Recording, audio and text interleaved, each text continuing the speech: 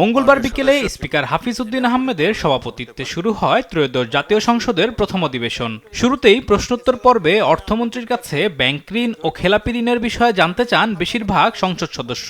মানুষের জন্য চাকরি ব্যবস্থা করবে। কুমিল্লা ৪ আসনের সংসদ সদস্য হাসনাত আব্দুল্লাহ এস আলম ও বেক্সিমকোর সঙ্গে বিএনপি সরকারের সমঝোতা হয়েছে কিনা এ প্রশ্ন রাখেন। পাশাপাশি ব্রাহ্মণবাড়িয়া থেকে নির্বাচিত স্বতন্ত্র সংসদ সদস্য রুমিন ফারহানা সরকারের বৈদেশিক ঋণের পরিমাণ সম্পর্কে জানতে চান। এস আলম গ্রুপ এবং বেক্সিমকো গ্রুপের ঋণ পুনরুদ্ধারের ক্ষেত্রে এই অর্থ বছরে আপনাদের বিশেষ কোনো পরিকল্পনা আছে কিনা, কিভাবে আবার নতুন করে পুনর্বহাল করার চেষ্টা করা হচ্ছে, এটা নিয়ে সরকারের সাথে এস আলম গ্রুপের কোনো সমঝোতা হয়েছে কিনা এই বিষয়টি জানতে চাচ্ছি।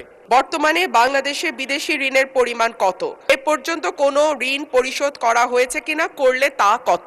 জবাবে অর্থমন্ত্রী বলেন, ব্যাংক লুটেরাদের সঙ্গে বিএনপির সমঝোতার কোনো সুযোগ নেই।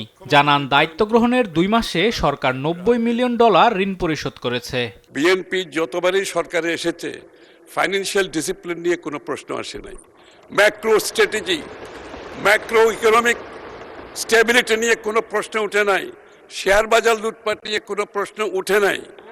সো বি অ্যাসিওরড, বিএনপির রাজনীতিতে অর্থনৈতিক পরিকল্পনায় সমঝোতার কোনো সুযোগ নাই। ক্ষমতা গ্রহণের পর থেকে এই পর্যন্ত মোট $90.66 মিলিয়ন মার্কিন ডলারের সমপরিমাণ ঋণ পরিশোধ করা হয়েছে। এ সময় অর্থমন্ত্রী আরও বলেন, আগামী বাজেটে অভ্যন্তরীণ উৎস থেকে ঋণ নেয়া কমাবে সরকার। পাশাপাশি আইএমএফ ও সহযোগী সংস্থাগুলোর সহায়তায় অর্থনৈতিক ঘাটতি পূরণ করা হবে বলেও জানান তিনি। ব্যাংকগুলো লুটপাটের মাধ্যমে টাকা বিদেশে নিয়ে যাওয়ার কারণে ব্যাংকগুলোতে একটা ক্যাপিটাল সংকট সৃষ্টি হয়েছে এবং রিপ্লেনিশ করার জন্য সরকারের পক্ষ থেকে ইতিমধ্যে বহু টাকা এখানে রিপ্লেনিশমেন্টের জন্য দেওয়া হয়েছে, আরও বাজেটে দেওয়া হবে আগামী দিনে।